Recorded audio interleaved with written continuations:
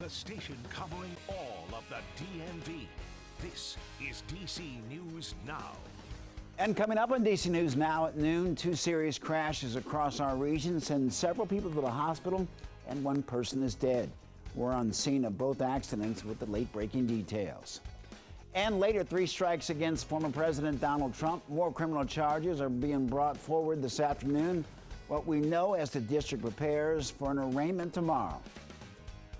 And once again, some haze is back in the sky, but otherwise comfortable, quiet conditions are continuing on this Wednesday.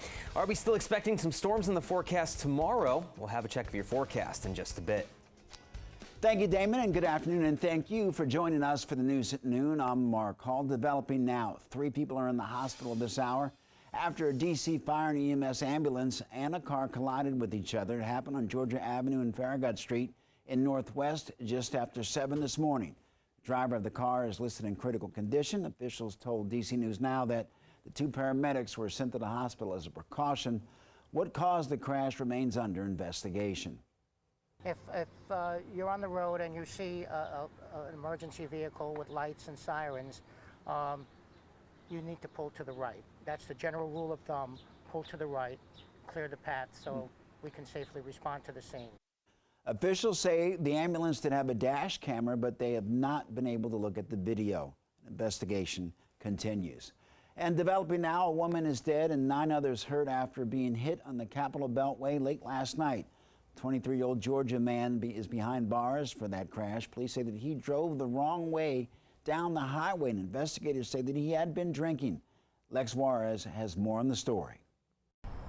Well, the man suspected of causing the crash, 23-year-old Jaylene Hanner, is being held right here at the Rockville Barrack. And the cars that were involved right here in the parking lot, this white Mercedes is the car police say Hanner was driving. He was driving it the wrong way down the highway when the crash happened. It happened at the intersection of 270, 495, and State Route 355. Police say around 11:45 they were getting calls that someone was driving south in the northbound lanes of I-270. They later found out that was this white Mercedes with Hanner behind the wheel. They say that he continued onto the 495 outer loop and then crashed his Mercedes into 2 cars right where 495 meets Route 355. That was this Lexus and this Nissan Pathfinder. Now 5 people were in both of these cars. Now, all 10 of them were taken to the hospital for injuries, and the woman who was driving the Nissan Pathfinder pronounced dead at the hospital.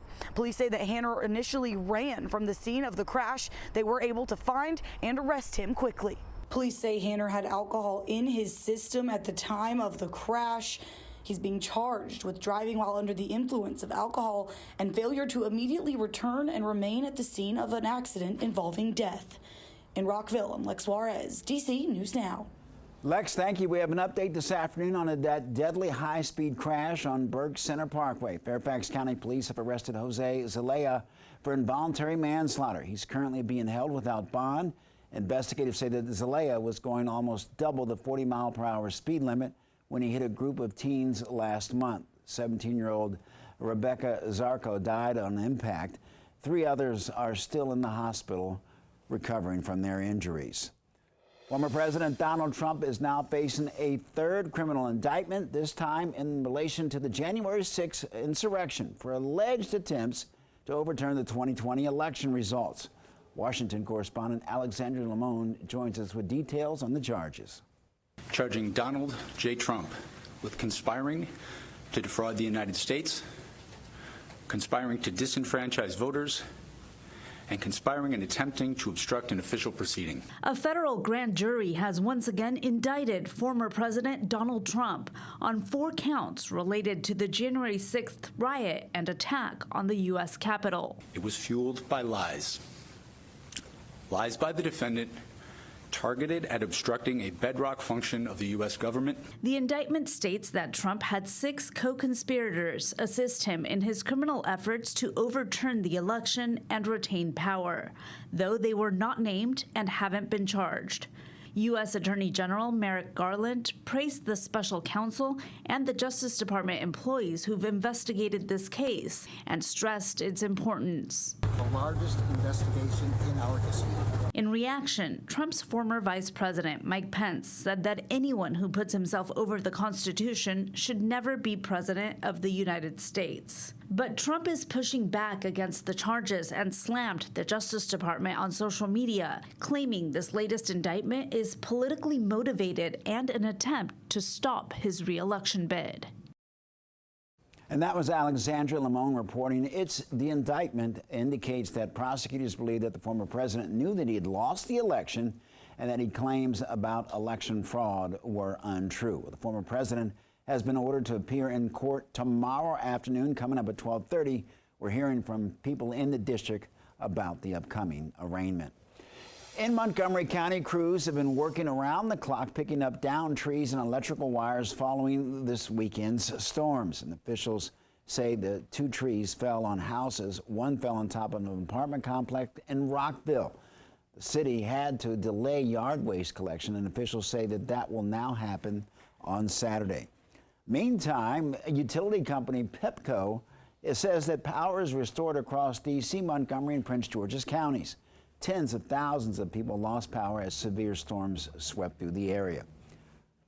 And new this afternoon, the George Washington Memorial Parkway is back open for commuters. It fully reopened just before 10 and can be used for evening commutes. The National Park Service says crews removed more than 250 fallen trees from along the parkway since Saturday. All right, we're taking a live look outside. A much different story this afternoon. Calm and comfortable for most of the day, hopefully, but we're expecting some showers at the end of the week. Meteorologist Damon Matson joins us now.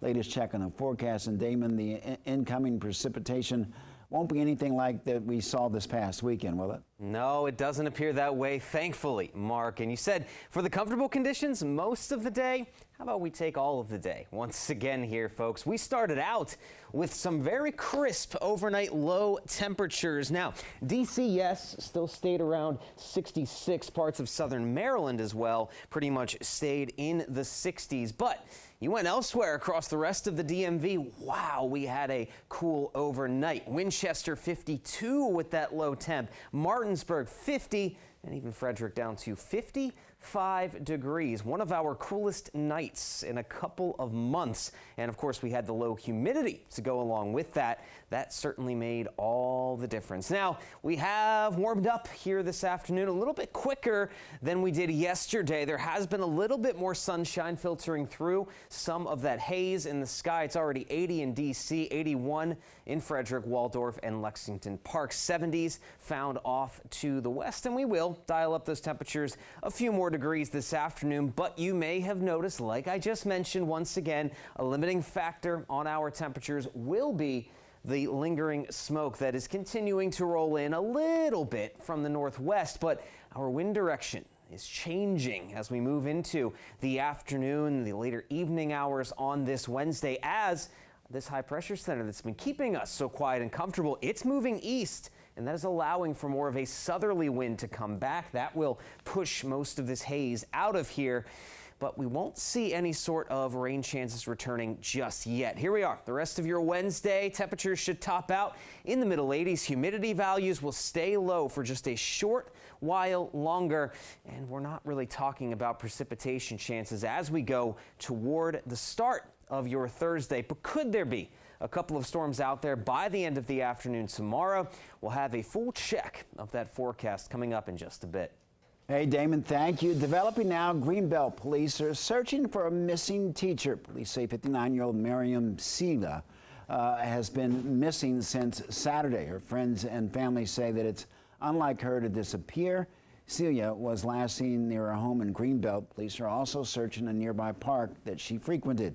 Loved ones say that they're worried since she requires daily medication. I was heartbroken when I saw that she was missing, and I really wanted her to come back. The kids love her. They're, oh, Madam Sila. She apparently didn't show up at her job. She hasn't been back to the house. Right now, investigators do not suspect any foul play, but police are asking for any information on where she could be located. If anyone has information, give them a call. Well, staying in Prince George's County, dozens of people came out to talk about their concerns with law enforcement at the National Night Out event. It's one of the ways that police departments are trying to build and trust among the community leaders and folks who live in the community, and also community leaders. And when we come together, there's nothing that can stop us. We've seen crime increase, we've seen many other challenges, but there's no challenge we can't combat when we come together as a community and work together in unity. We're hoping to maintain, our desires to maintain that and reach out in other ways and other avenues. And many organizations and government agencies were there to celebrate the annual event. Well, the same event also happened in the district, where juvenile crime is really top of mind for so many people. And yesterday, folks talked about public safety and collaborated on solutions in a positive environment during the annual event. So far this year, 67 children have been shot in D.C. That's up 42 from the same time last year. And recently, a 14-year-old is accused of killing a construction worker near the Howard University campus, and district officials say that it's the responsibility of the entire community to address youth crime. And happening now, 4 Virginia-based environmental action organizations are looking to reverse a decision from Governor Youngkin's administration. The administration withdrew from the Regional Greenhouse Gas Initiative, which reduces carbon dioxide emissions. Virginia, as well as 11 other East Coast states, are part of the program, and they require power plants to buy allowances for every ton of carbon dioxide released. Governor Youngkin argues the cost has been passed on to taxpayers since the Regional Greenhouse Gas Initiative was implemented. The average Dominion Energy customer saw a nearly $2.40 increase each month. We're standing up for climate justice. It can't be done unilaterally through agency action. It needs to be decided through the General Assembly. Organizations appealing the decision have 30 days to formally file a petition.